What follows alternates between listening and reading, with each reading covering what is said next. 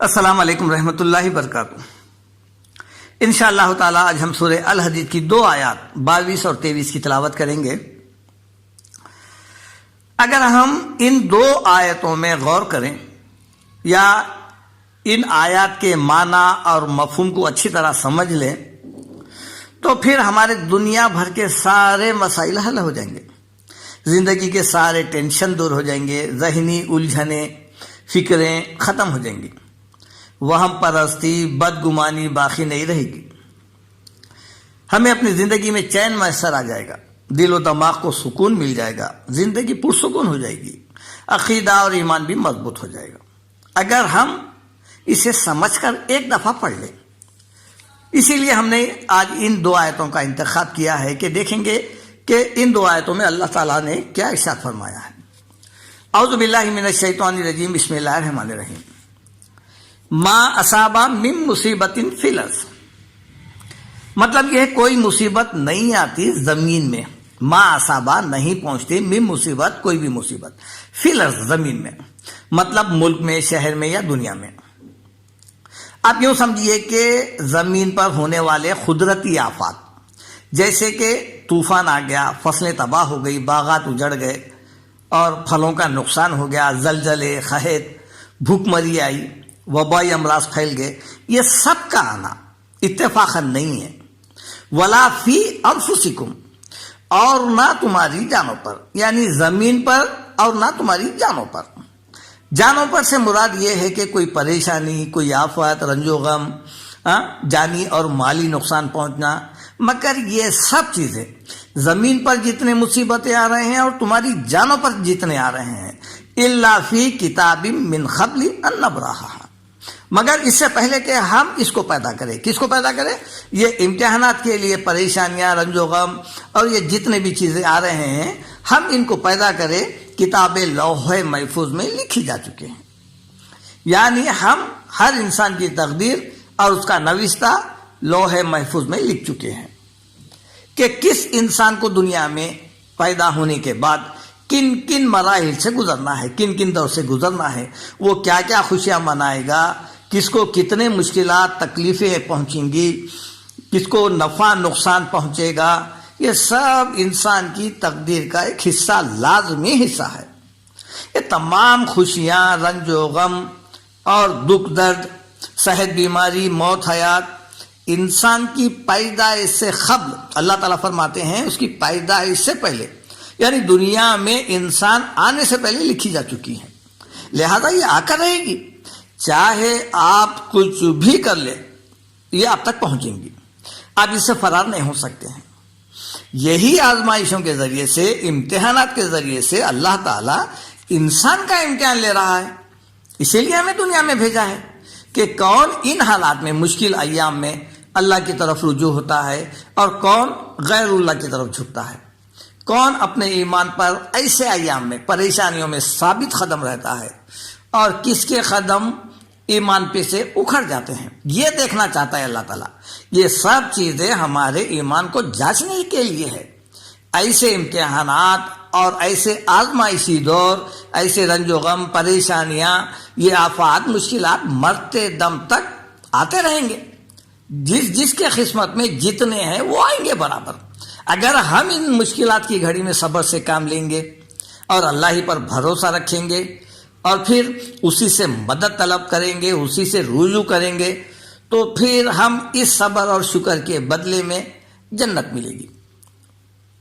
یعنی آپ اس دنیا میں اس امتحان کی مشکل ایام کی گھڑی میں آپ کامیاب ہو چکے ہیں، اور اگر ہم ایسا نہ کریں، بالفرض ایسا نہ کریں جیسا کہ آج کل ہمارے مسلمانوں کی اکثریت کر رہی ہے۔ دیکھیے آپ، آج ہر مشکل اور پریشانیوں میں ہم کہاں کہاں کا رخ کر رہے ہیں، وہ تو محتاج بیان نہیں ہے۔ ذرا دیکھیے آج ہمارا ایمان کہاں کہاں بک رہا ہے، نہ صرف بکتا ہے بلکہ ہر در پر جھکتا بھی ہے۔ آپ مزاروں پر دیکھیے، درگاہوں پر دیکھیے، آپ بھیڑ نظر آ رہی ہے، دعائیں مانگی جا رہی ہے، التجائیں ہو رہی ہے، منتیں مانگی جا رہی ہے۔ کیا یہ لوگ ہماری کوئی پریشانی، تکلیف کو ہم سے دور کر سکتے ہیں؟ کیا یہ پریشانیاں ان کے ڈالے ہوئے ہیں جو دور بھی یہی لوگ کریں گے؟ جبکہ ہم دیکھتے ہیں کہ خود یہ بھی اپنی زندگی میں رنج و غم کا سامنا کر چکے ہیں، ابھی صبر کے ذریعے سے اللہ کے پاس ایک مقام حاصل کر چکے ہیں۔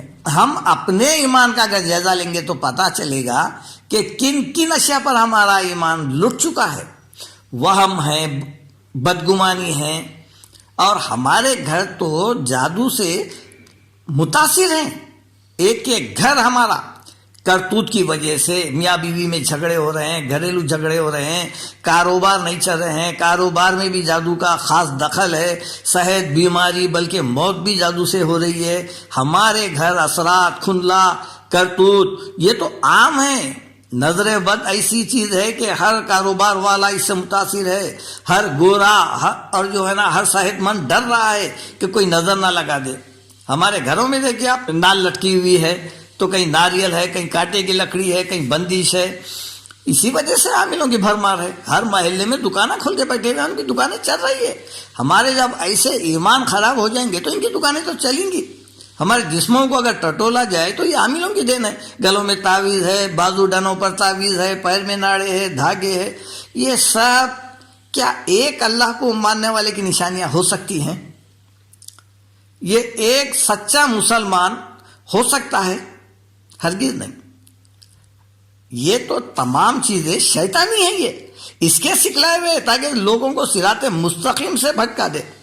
ایسے ہی شیطانی راہوں کو کٹ کرنے کے لیے، تو آپ کی توحید کو مضبوط کرنے کے لیے، آپ کے عقیدے کی پختگی کے لیے بتایا جا رہا ہے کہ ما اصابہ، نہیں پہنچتی کوئی بھی مصیبت، من مصیبت فی الارض، زمین پر، ولا فی انفسکم، اور نہ تمہاری جانوں پر، الا فی کتاب من قبل ان نبرہا، قبل اس کے کہ ہم اس کو پیدا کریں، کتاب لوح محفوظ میں لکھی ہوئی ہوتی ہے۔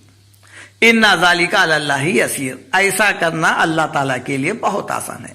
یعنی کس انسان کو کتنے خوشیاں دینا ہے، کتنے غموں سے گزارنا ہے، اور پھر کس کو غموں سے نکالنا ہے، کسے آزمانا ہے، یہ اللہ تعالیٰ کے لیے بہت آسان ہے۔